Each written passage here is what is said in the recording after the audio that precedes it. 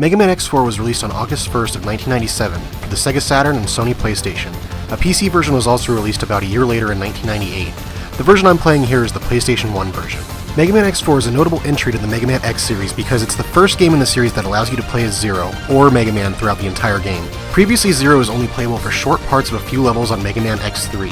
This is an interesting feature because Zero's playstyle is completely different than that of Mega Man's. This game's plot is centered around a conflict between humans and intelligent robots called Reploids. A group of Reploids called Mavericks begin to cause chaos, and it's up to Mega Man and Zero as Maverick Hunters to suppress their uprising. Most of the plot is delivered through fairly well animated FMV sequences, as well as some dialogue boxes. The FMV sequences also feature some of the worst voice acting I've ever heard in any video game. Mediocre voice acting was a trait of this era, however Mega Man X4 stands out as a shining example of terrible voice acting. Iris, there's no world just for a Reploid. It's only a fantasy. Yes, I know, but I wanted to believe it. I wanted to live in a world where only Reploids exist, with you. Iris! The gameplay in Mega Man X4 is similar to any of the other entries in the X series. The main difference between the X games and the original Mega Man series is that you have the ability to dash jump, and to grapple walls. Another major feature that's different from older Mega Man games is that Mega Man can receive upgrades to his suit as well as to his health bar. As with most other Mega Man games, you're able to charge up your basic attack to shoot a much higher damage shot when you release the charge. You're also able to gain the abilities of the bosses you defeat, which has been a staple in the Mega Man series. There are 4 suit upgrades for Mega Man in this game: a head part, a body part, an arm part, and a foot part. The head part upgrades Mega Man's weapon capacity, so he'll never run out of special weapons that he gets from the bosses.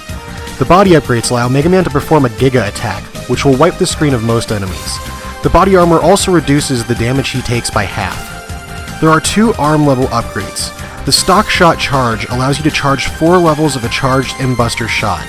The plasma shot charge upgrades all shots to plasma shots. They're larger and more powerful than the standard M-Buster. The foot upgrades allow you to hover when you tap jump twice. Unfortunately, Zero doesn't get any armor upgrades. Because of this, beating the game as Zero is drastically harder than beating the game as Mega Man, especially near the end of the game. Zero's playstyle also differs from Mega Man in that most of his abilities are all close range.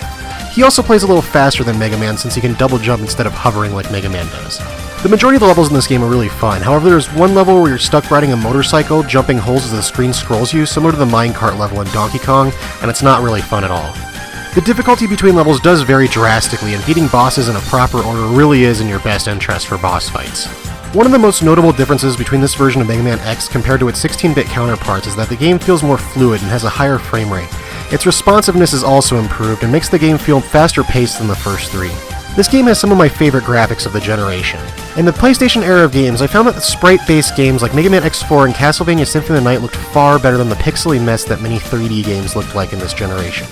Because of this game's graphics have aged amazingly well and still hold up today. This game's a great example of how sprite-based graphics generally aged far better than early 3D graphics did. Now this is a game in the Mega Man series, so awesome music comes expected, and this game doesn't let down. All the tracks in this game live up to their auditory legacy. However, it is worth mentioning that this isn't the greatest Mega Man soundtrack, but it's still way ahead of many other games. Overall, Mega Man X4 is my favorite in the X series. Even though it doesn't mix things up too much from the previous 3, it simply feels better thanks to the higher processing power.